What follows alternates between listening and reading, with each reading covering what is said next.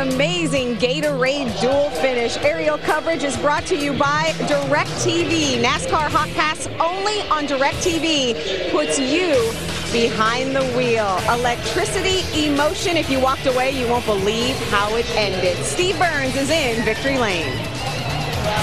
Thank you, Krista. Denny Hamlin climbing out of that number 11 Toyota. Delivers the goods here to victory lane. Denny, how important was that victory to the overall success of this Speed Week's effort in a new car? It's great, especially this backup engine, and that's what it's all about, is that team right there. They did a great job preparing this car under me, and everyone at FedEx Express back in victory lane at Daytona. It feels great, and get Toyota's first win. I couldn't be happier. Congratulations, Denny. Good luck Sunday. And Tony Stewart told him congratulations, Matt.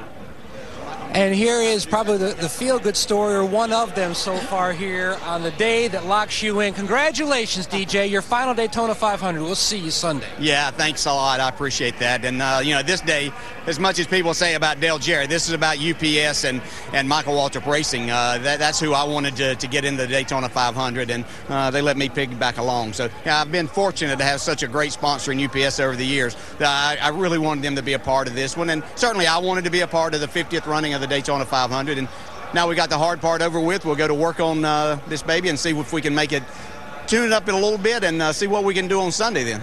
They had a game plan coming in, had a bunch of friends on the racetrack, and the three-time Daytona 500 champ will be racing on Sunday. Dick? Well, the other great feel-good story is John Andretti, who raced his way into the Daytona 500 in a car that had never even been to the wind tunnel.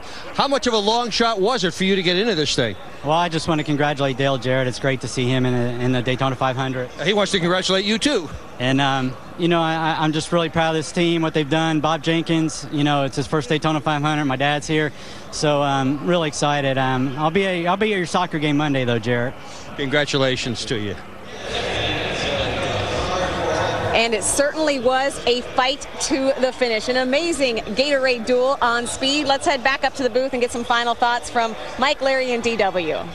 Well, a lot of folks had teammates in that final run. John Andretti did not, but you'll see him on this list.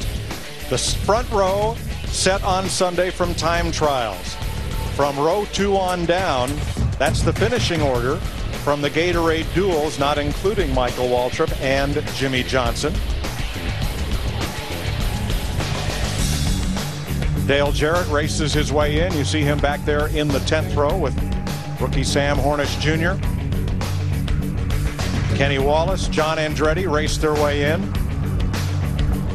Brian Vickers also a race in, and a great story, recovering from a lap 2 spin and a late pit stop to make it into the race. Now all these drivers are in on top 35 car owner points from 2007, and the 2 cars in on speed are Joe Nemechek and David Rudiman.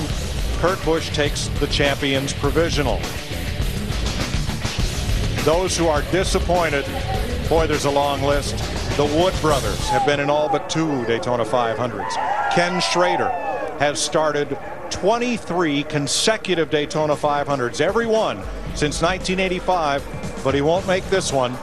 And Boris Said, who had to wait till the checkered flag fell in lap 2 to find out, he's also headed home. There's always those who are disappointed, but now we turn our attention to Sunday and what will happen in the Great American Race. I just think these are preliminary events, for Pete's sake. The Bud Shootout, today's race is 150 miles.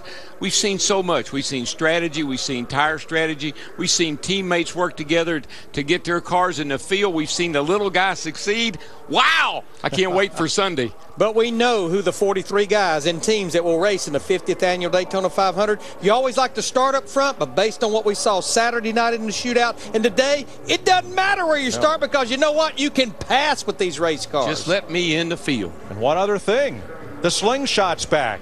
If it comes down to overdrive in a green-white checker shootout, you don't want to be the car restarting out front anymore, it appears. Krista?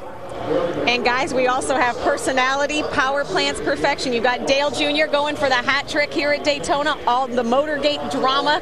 It's going to be a huge Daytona 500. It really is. I mean, you think about today, maybe Valentine's Day, you saw people giving the love to one another as far as teammates are concerned, but you also saw a lot of broken hearts. I mean, Mike has already talked about it. The guys who had to go home after working all winter long to get here, the money that was spent, all the hard work, basically, and there's a lot of broken hearts, but yet it's going to be a great 50th run in the Daytona 500. We can already see that. Absolutely. Some folks got a Valentine, but now we shift ahead to the Great American Race. The field is now set. As one driver put it, it's the opportunity of a lifetime. It's the race that can define a career. NASCAR's biggest prize will be awarded in just 72 hours, and you'll see it live on Fox, 2 p.m. Eastern. The Gatorade Duel on Speed has set the stage. Victory Lane is next.